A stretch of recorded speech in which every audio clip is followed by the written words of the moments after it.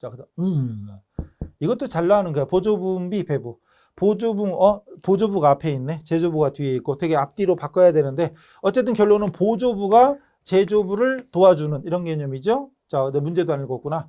보조부문의 원가 배분 방법으로 직접 배분법. 땡큐. 땅캐. 이 먼순이가 모르는 사람 공부 아직 모르는 거죠. 직접 배분 보자마자 땡큐 그래야지, 그지? 땡큐. 그래서 보조부 A와 B가 각각 150과 160이다. A가 150만 원, B는 160만 원.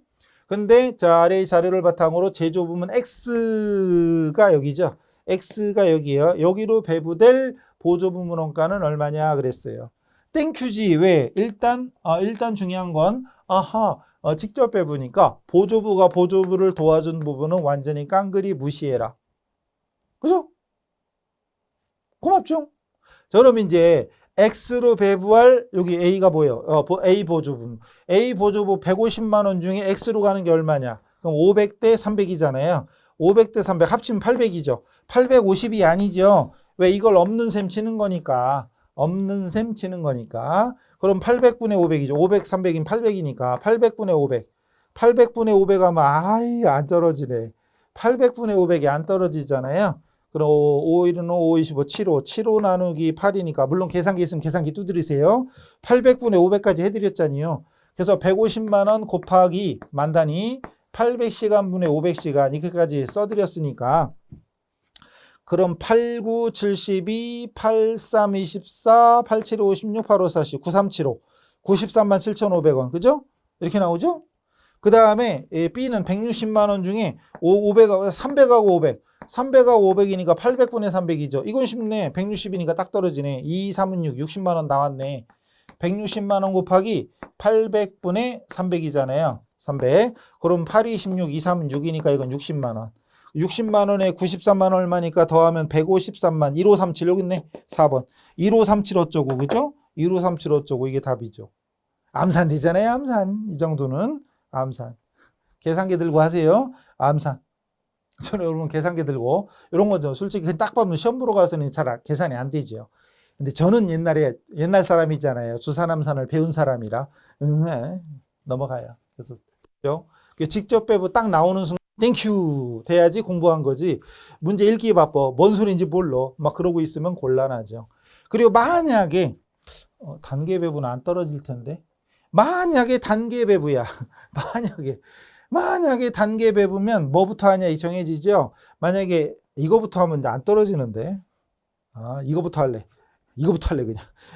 B를 먼저 배부하고 A를 나중에 배부한다. 만약에 단계 배부 그럴 일 없지만 만약에 단계 배부요.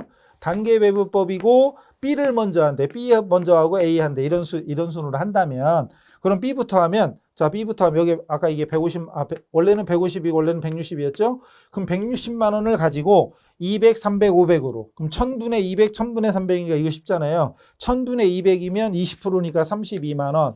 1000분의 300이면 30%니까 3, 1은 3, 3, 68, 48만 원. 50%니까 80만 원. 됐죠? 그리고 2차 배부. 자, 중요한 건 이제 2차 배부는 A인데 A는 원래 150만 원 있었죠. 원래 150만 원, 160만 원이었으니까 150만 원 있었는데 32만 원 추가되니까 182만 원이에요. 182만 원에 자 이제 B는 배부하면 안 되잖아요. B는 배부 끝났으니까. 그럼 500대 300이니까 이게 182만 원이었죠. 182만 원 곱하기 800분의 500. 암산 안 돼. 암산 불가. 아까 제가 150만 원일 때까지 어떻게 암산했는데 이건 암산 불가. 이거 904만 원이니까 안 떨어져. 910만 원이네. 910만 원에 90일 나누기 8 하면은 안 떨어지잖아요. 8일은 8, 안 떨어져. 8일은 8, 83, 24, 87, 113만 7천 원. 지저분하다. 여러분이 알아서 해보세요. 어쨌든 이렇게 푸는 거죠. 푸는 방법은 알려드렸으니까. 상호 배부는 더더군다나 곤란하네. 안 떨어져. 상호 배부는 안 할랍니다. 자, 이래가지고 직접 배부와 단계 배부까지는 계산 문제까지 해야 돼요. 직접 배부와 단계 배부는 계산까지 해야 되고 상호 배부는 솔직히 우리 시험에 나올 가능성은 거의 없죠. 그 대신 연립방정식으로 계산까지는 안 해도 식을 세우는 것까지는 가능해야 됩니다. 뭔 소리까지는 이론 강의 참조하시고 넘어갈게요. 자, 종합원가, 개별원가, 종합원가도 잘 나오죠. 종합원가 설명 중에 틀린 걸 찾으래요. 그 중에 선입선출법은 실제 물량 흐름을 반영함으로 평균법보다 더 유용한. 자, 선입선출법은 먼저 투입한 거, 지난달에서 넘어온 거 먼저 작업한다. 논리적으로 그게 맞죠. 현실이 그렇죠. 어제 작업하다 남은 거 오늘 이어서 작업하는 거니까 논리적으로 이게 맞아요. 그러니까 평균법보다 더 유용한 정보를 제공하는 건 맞습니다. 그러니까 어제 투입해서 작업이 끝난 건지 오늘 투입해서 작업이 끝난 건지 지난달에서 넘어온 건지 이번 달에 투입한 건지 구분이 되니까 더 유용한 성과평가엔 더 유용합니다. 맞고요. 틀린 거 찾는 거죠. 평균법은 단기 이전에 착수된 제공품도 단기에 착수한 걸로. 즉 정확히 말하면 평균법에서는 전기에 착수하든 단기에 착수하든 구분을 아예 안 하는 거죠. 그냥 전부 다 이번에 투입한 걸로 보는 거죠. 맞고. 그 다음 선의선출법이 평균법보다 계산 방법이 간편하다. 그건 아니지. 그냥 퉁쳐가지고 에이 저 어제 투입했던 오늘 투입했던 한꺼번에 하자. 이게 편한 거지. 평균법이 간편한 겁니다. 간편한 건 평균법. 선입이 간편한 건 아니고. 선입의 장점은 성과평가 유용하다죠. 유용한 정보. 답은 나왔죠? 그 다음 기초. 기초 제공품이 없다면 평균법과 선의선출법은 똑같죠.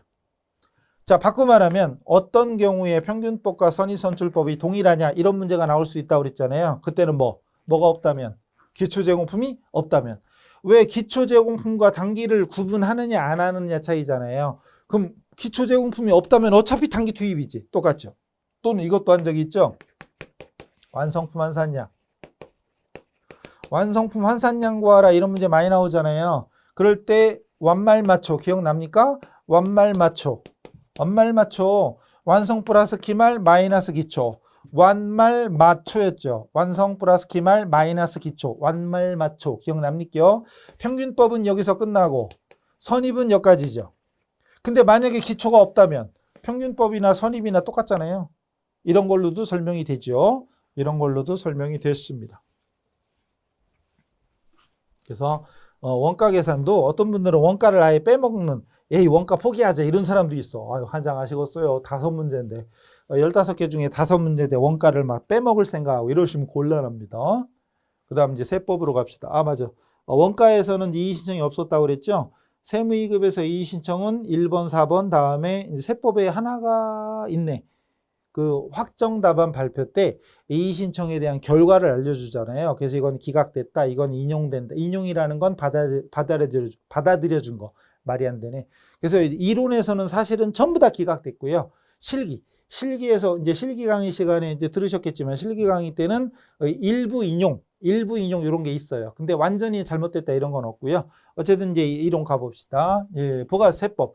부가세가 3개고 소득세가 2개죠. 부가세법상 용역의 공급 시기 언제를 과세 시점으로 볼 거냐. 보통은 재화인데 용역이 나왔네. 설명으로 틀린 걸 찾으래요. 임대보증금에 대한 간주임대료는 예정 때나 과세기간 종료일을 다른 말로 하면 확정이죠. 확정신고일이에요. 결론은 예정신고 때나 확정신고 때나 아무 상관없죠. 그 기간이 예정에 속하면 예정 때 신고하고 확정 때 속하면 확정 때 하고 예정 확정 다 하는 겁니다. 아무 상관없어요. 맞고요. 그 다음 폐업하기 전에 공급한 용역의 공급 시기가 폐업을 이후 도래하면 폐업일을 공급 시기로. 폐업을 했는데 폐업 전에 공급한 것이 남아있다. 그럼 폐업일에 공급한 걸로 한꺼번에 공급한 걸로 본다. 맞고요. 이거 중요한 거죠. 이것도 잘 나오는 것 중에 하나 중요한 거고. 장기할부 조건부 용역의 경우에는 대가의 각 부분을 받기로 한다. 이거는 재화나 똑같죠.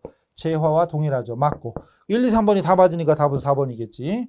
용역의 대가의 각 부분을 받기로 한 때 대가를 받지 못하면 공급 시기로 안 본다? 그건 아니지. 그냥 이게 다예요. 대가의 각 부분을 받기로 한 때지 받았을 때가 아니잖아요. 그럼 돈을 못 받았다고 공급을 안 했냐? 그건 아니지. 공급은 했는데 대가를 못 받았을 뿐이야. 공급 시기는 이미 성립이 된 거죠. 공급된 거예요. 돈을 받고 안 받고가 기준이 아니죠. 돈을 받고 안 받고가 기준이 아니라는 점. 다음 면세. 이건 자주 나오는 영세율과 면세 잘 나오죠? 아닌 거. 영세율과 면세, 그중에 면세 아닌 거. 딱 봐도 보이죠? 항공기, 여객 운송, 항공기, 택시, 고속철도 이런 것들은 과세잖아요. 나왔죠? 너무 쉽죠? 도서신문, 연탄, 무연탄, 우표, 인지, 증지. 이번에 이의신청 요것도 있었나 봐, 참. 요거 이의신청 있었나 봐. 여기 우표에 가끔 가다가 왜 수집용 우표는 과세 아니냐, 뭐 이런 거. 또 연탄, 무연탄 있는데 그거 말고 나머지 탄. 이거 연탄, 무연탄이 아닌 이외의 무슨 탄은 과세잖아요. 근데 이외의 것이 있을 수 있지만 문제 여기 지문에 있는 걸 먼저 분석해야지. 단서가 아니라 그 단서, 단 머시기, 수집용 우표는 과세. 이거는 단서잖아요. 원칙과 예외가 있으면 원칙을 기준으로 하는 거지. 그러니까 그걸로 이의 신청하면 안 되죠, 솔직히. 그죠? 그래서 우표도 수집용은 과세 아니냐 이렇게 이의 신청하면 안 되지. 연탄, 무연탄은 면세지만 나머지 갈탄, 착화탄 이런 건 과세 아니냐. 그건 있을 수 있지만 지문에 있는 걸로 답을 찾는 게 원칙이죠. 이것도 이의 신청이 있었는데 결론은 안 들어줬죠. 아까는 용역인데 이번 재환에 재화의 공급에 해당하는 거래입니다. 해당하는 거래. 그때 과세 사업자가 사업을 폐업할 때 자기가 생산하거나 취득한 재화가 남아있다. 다른 말로 하면 전문 정어 우리 교재에 써 있는 말로 하면 폐업 시 잔존 남아있는 재화죠. 이거 어디서 듣던 얘기인데? 이게 뭐죠? 간주 공급에 있잖아요. 간주 공급에 자개사폐 있잖아요. 이거 자기가 자기한테 공급하는 걸로 보죠. 그럼 재화의 공급이잖아요. 답인데 그럼? 답이에요. 근데 사업장별로 사업에 관한 모든 권리와 의무를 포괄적으로 승계. 사업장을 통째로 인도할 때 그럼 넘겨주는 쪽은 양도, 넘겨받는 양수, 넘겨주는 쪽에는 매출세, 넘겨받는 쪽은 매입세액이니까 퉁치면 제로예요. 그럼 그 과정만 복잡할 뿐이지 결국은 실익은 없기 때문에 이건 재화의 공급으로 안 본다 있었죠. 세금을 물건으로 납부하는 거 이것도 역시 세금을 물건으로 내는데 그걸 과세해서 세금 또 물려. 안 되잖아요. 그게 또 이거 재화의 공급이 아니다. 각종 법에 의한 강제 경매나 공매 이런 거에 따라서 재화를 인도하거나 양도하는 것도 재화의 공급이 아니다. 각종 법 무슨 법이 있잖아요. 무슨 재개발 관련된 있지? 도시개발 어쩌고 저쩌고 막 이런 거. 그래서 법에 의해서 강제 경매 수용되는 거 이런 것들은 재화의 공급이 아니다. 근데 경매 공매만 외우면 안 돼요. 그 법에 따른. 자, 다음 이제 소득세법상 과세 방법이 다른 거. 틀린 게 아니고 다른 거. 그 중에 우리 실기할 때 워낙 많이 나와. 이거 2개. 적어도 2개는 바로 나와야 돼. 이건 똑같네. 이것만큼은 무조건 알고 있습니다. 이랬잖아요. 이 복권 당첨금이나 언제 맞을지 모르니까 항상 기억하라고 했죠. 일용근로소득은 무조건 불리고 하세요. 그 와중에 1, 2번 찍은 사람은 혼나야 돼요. 파이팅. 때리려고 그런 게 아니고요. 파이팅. 그래서 이론 공부 열심히 하셔야 돼. 그리고 비실명 이자 소득 나오죠. 요거까지가 다 무조건 불리과세입니다. 그럼 답은 3번이에요. 계약금이 위약금으로 대체된다. 이럴 경우 기타 소득이잖아요. 이런 것들은 종합과세. 2배 사근연기 종합과세입니다. 그래서 적어도 1, 2번은 무조건 분리과세요. 설마 2개가 똑같이 답이 될 리는 없잖아요. 그 와중에 1, 2번 찍으면 큰일 나. 만약에 3, 4번 중에 4번을 찍는다. 그건 있을 수는 있어요. 솔직히 이런 거 세법은 종합과세, 분리과세 하는 것들이 한 번에 딱 정리하기는 어렵잖아요. 사실 이것저것 많이 봐야 되니까. 근데 어쨌든 그 와중에 1, 2번 찍으면 안 됩니다. 마지막 문제는 근로소득만 있는 보통 이제 월급쟁이들이 근로소득만 있잖아요. 연말정산 할 때 산출세액에서 공제하는 세액공제에 대한 설명 틀린 거. 우리 실기할 때 세액공제 많이 하잖아요. 세액공제 여기 있네. 보험료, 의료비, 기부금, 신용카드, 거시기, 교육비 막 나오죠. 맨날 우리가 한 그거잖아요. 저축성 보험료는 공제받을 수 없다. 맞죠? 보장성만 되잖아요. 그죠? 2번째, 근로를 제공한 기간. 그 회사에 근무한 기간에 지출한 의료비만 공제되는 거. 맞죠? 그 근무 기간 동안 지출한 카드 사용에, 근무 기간 동안에 지출한 의료비 이런 거예요. 맞는 거예요. 그 다음 직계존속의 일반 대학 등록금은 교육비 세액공제 대상이다가 아니죠. 직계존속의 교육비는 안 되잖아요. 일반 대학교가 아니라 초중고든 뭐든 안 되죠. 대학원도 안 되고. 단 장애인 특수교육비. 만약에 직계존속 부모님이 장애인이어서 장애인 특수교육, 장애인 특수교육비 이런 거는 가능하죠. 직계존속이라도. 그거 아니면 아니죠. 답 나왔죠? 그 다음 교육비 중에 가끔 또 이런 분이 계셔. 만약에 직계비속이에요. 자식인데 자녀인데 만약에 장애인이야. 그럼 교육비 중에 일반 교육비가 있고 장애인 특수교육비 있잖아요. 만약에 초중고생이야. 초중고생이야. 근데 자녀가 장애인이야. 근데 초중고 수업료 초중고 수업료예요. 그럼 어디다 입력해야 돼? 장애인이니까 장애인에? 아니죠. 일반 교육비예요. 그러니까 장애인이 이렇게 써 있는 건 장애인 특수교육비. 그냥 장애인이지만 일반 학교 다니면서 일반적으로 지출하는 수업료, 등록금, 뭐 교재비 이런 것들은 그냥 일반에다 넣는 것이고, 장애인 특수교육, 재활치료비라든가 언어치료, 심리치료, 물리치료 이런 것들은 장애인 특수교육비. 장애인이니까 장애인 교육비 이게 아니라 장애인 특수교육비예요. 나중에 헷갈리면 안 되고. 뭐 이건 답은 어렵지 않죠. 우리가 많이 쓰던 거니까. 또 의료비 세액 공제 또 나왔는데 아까 의료비 지출한 의료비가 총급액의 3%를 초과해서 사용하는 경우에만 된다. 이건 3% 초과에 그 교재에도 있죠. 표로도 정리돼 있죠. 3%를 초과해서 지출했을 때만. 신용카드도 총급여의 몇 프로 이상을 사용했을 때만 적용되죠. 몇 프로? 있죠. 엥? 뭐지? 이러고 있으면 곤란해요. 찾아보셔야 돼. 지금이라도. 그래서 이 부분은 우리 실기할 때 연말정산에도 늘 나오는 거기 때문에 뭐 그렇게 어렵지는 않을 겁니다. 직계존속 교육비. 대학원은 본인말 이런 거 많이 하니까. 그죠? 자, 이래가지고 이제 다 맞췄는데 보시다시피, 문제 1, 2번이, 특히 A형 기준 1, 2번이 딱 보자마자, 평상시 우리가 안 나오던 거야. 2번은 또 안 나오던 게 아니라 좀 어려운 거야. 알고 보면 답은 쉽지만 내용은 어려운 거죠. 그래서 이론부터 풀다가 막히면. 그리고 이제 B형 받으면 세법이 1번부터 5번으로 나오기 때문에 세법을 공부도 많이 안 한 분들은 어렵게 느껴지죠. 그러다 보니까 이 실기를 먼저 하라고 했던 거예요. 자꾸 계속 말씀드렸고, 뭐 이제 회계 1, 2급까지 해오신 분은 알아서 하시겠지만, 자, 그래서 이론은 15개 중에 물론 가능하면 많이 맞는 게 좋죠. 우리 목표가 무조건 합격이다 이런 사람이 있지만 실무에 나가서 취업해서 이직해서 쓸 거다 그러면 합격의 목표를 두면 안 되고요. 하나라도 실수하지 않겠다 이래야 돼. 진짜 99번 잘하다가 한 번만 실수해도 나중에 실무에서는 큰일 나는 거거든요.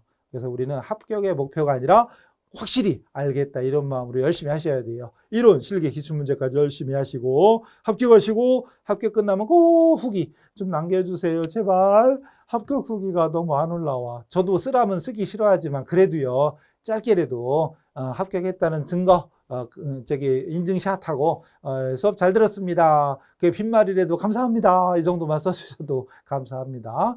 온라인이다 보니까 누가 시험 봤는지 합격했는지 알 수가 없잖아요.